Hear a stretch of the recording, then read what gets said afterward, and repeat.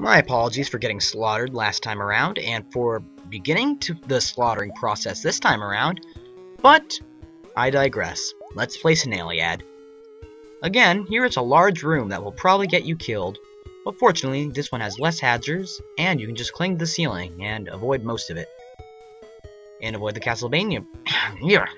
Castlevania verds. Ah, it really is Transylvanian. Hello, new guy. A fierce monster, you say? That sounds like a boss. But, disregard that, we need to get in this room. Nope, no way in there. Ah, well, looks like we're fighting the fierce monster. Ah, more purple grass. I haven't quite counted how much that heals for, but it's at least enough to fill up your hearts at the lowest amount of containers you can have. This is Shellbreaker, the first boss of the game. He's a decently difficult boss. He's more annoying than anything. He blocks your attacks with his spinning donuts of death.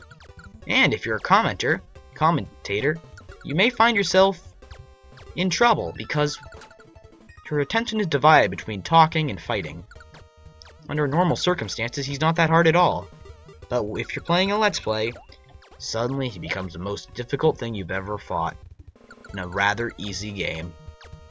Well, I say that, this game is slightly easy. Much easier than a Metroid game, but it's got some challenges. Oh no, he's entered his second phase. He's faster, and still doesn't know that if he shot those boomerangs in the opposite direction, he could probably kill me a whole lot easier. That's how video game boomerangs work. Ah, shell shield. I can't grip to that wall. Curse you, door. Get out of my way. Oh, no, so close to dodging. Come on, boomerang man. Just lower your guard for half a second.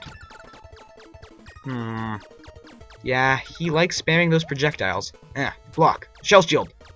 That's another thing about the shell shield. If you're hit, you can't activate it immediately. You need to wait until your invincibility wears off, giving the opponent ample time to hit you. Yeah, boy. These boomerangs will not reach me. You are firing them the wrong way.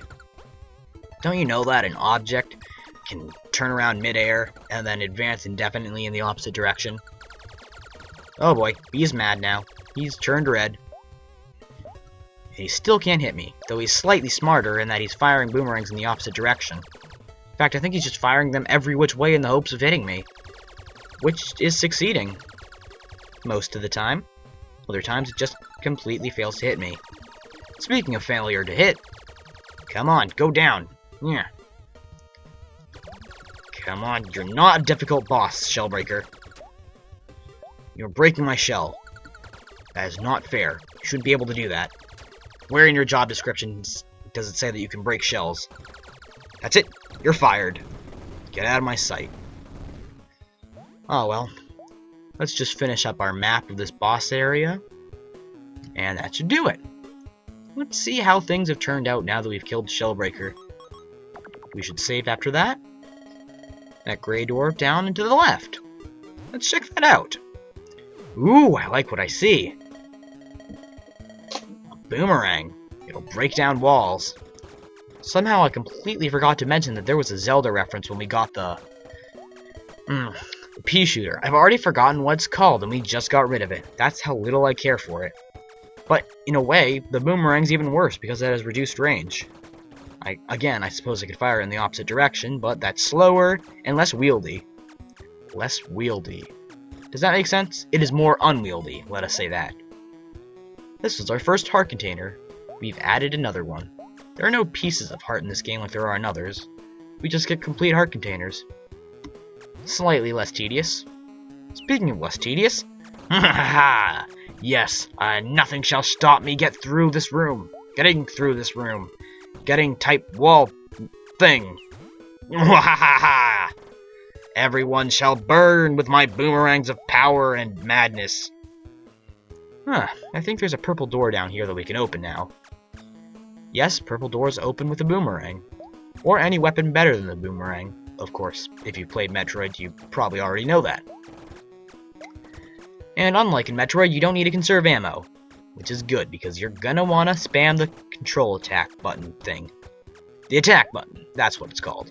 Because there are a lot of breakable walls in this game, Not all of them are immediately obvious, and not all of them are required to complete the game, but they are helpful, whether they be shortcuts, power-ups, or just general secrets.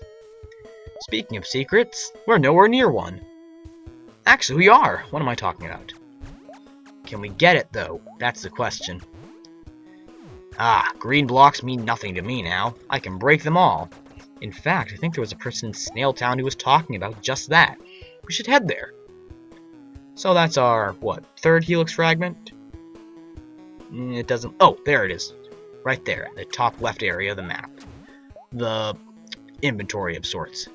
It's referred to as a map, but it does much more than just tell where you are. Oh, darn it, did not mean to do that. Silly me, and silly game for making me do that. We're equally terrible. Oh boy, this guy's still upset that he can't crawl around corners. Don't worry, Trooper. You'll make it eventually. Oh, there's more up here, which we can't get to. Oh well, it's just the top of the room, the ceiling, if you will. There's probably nothing good up there besides mildew and wax. In the song Puff the Magic Dragon, which I'm sure you've all heard if you've had a childhood, I always thought that ceiling wax referred to wax you put on a ceiling instead of, you know, things you put on a letter. You don't say! Well now, look at that! We can explore. Yeah, let's check around Snail Town. There's probably a lot more that we can do here. A pink door. Yes, we will break those with no trouble at all. Let us talk to the people around Snail Town. We have not found all the secrets, but we will eventually. I want to go for a ride. Okay. Heh. He went for a ride. I hope he had fun. Hey, it's that guy that hates green blocks.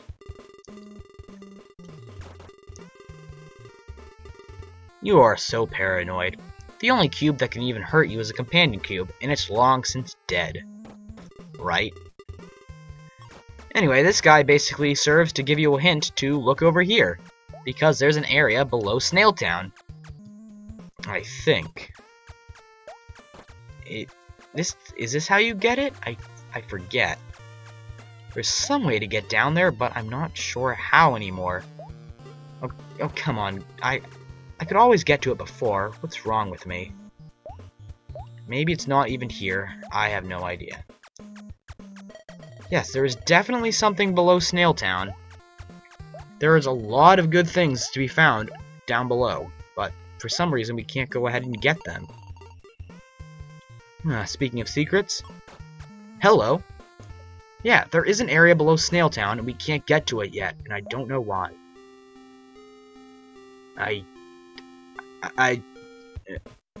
That's a pink door, which means we should be here by now. I don't even know. This is just bizarre. Hello. Yes, space and time don't seem to want to work properly at the moment. But we did get a helix shell for this string of madness. I don't even know how to describe that.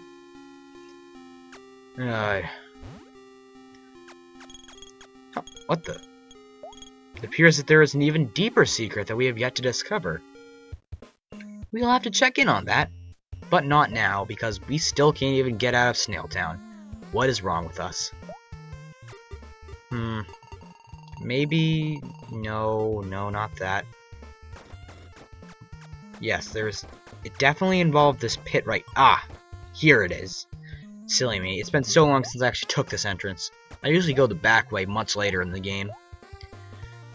Yeah, if we could just railroad through everything, and... Nope, we're not getting there. That's unfortunate. Aha! More secrets yet. Cave Snail, huh? You should go check that out. Might be a nice guy. I are Cave Snail. Borgle borgle. You're a silly Cave Snail. Speaking of cave, it's snail. We got a helix fragment! Hooray! Also, these spikes don't hurt us because they are in the foreground, even though other spikes can hurt us while still being in the foreground. Snailiad logic. What do you expect? Ooh, breakable walls. I like what I see. Hold on. I don't know if I want to go here yet. No, we shouldn't be going here even close, because we've skipped we've skipped basically an entire area. What is wrong with us? I don't think we were supposed to get that this way. I think that we were supposed to go a different way. Yeah, I think we're sequence breaking the sequence broken sequence. What I mean to say is that I am definitely breaking sequence, but doing so in ways that I didn't think I could do. Yes, this is definitely a Metroid parody. We can't get down here. So sad. In fact, it seems as if we are trapped down here, in the depths below Snail Town. Huh. Well, luckily there's a remedy for this. We can load a game starting from Snail Town. I don't know if we'll be able to keep all our Helix fragments. Let's check. Yeah, I have no idea if we lost any or not, but if we did, we'll find them one way or another. We might end up finding them a secret way that we didn't think of before. We didn't even go up yeah, we didn't go up here. Ooh, you must be a retired Ninja Turtle. Move out of my way, tree. You have no business here. Yes, this tree is worthless. There's nothing good about it. Actually, no, I take that back. What the heck? Alright, there are some good points about this tree. Like that. Okay, never mind. This tree is completely worthless. We shall chop it down completely. Yes! Yes! Destroy the tree! It means nothing to me now. Well, it seems as if we have wasted enough time. I think we shall end the episode here, now that we have thoroughly explored Snail Town. As your host, Jolote, I bid you all farewell.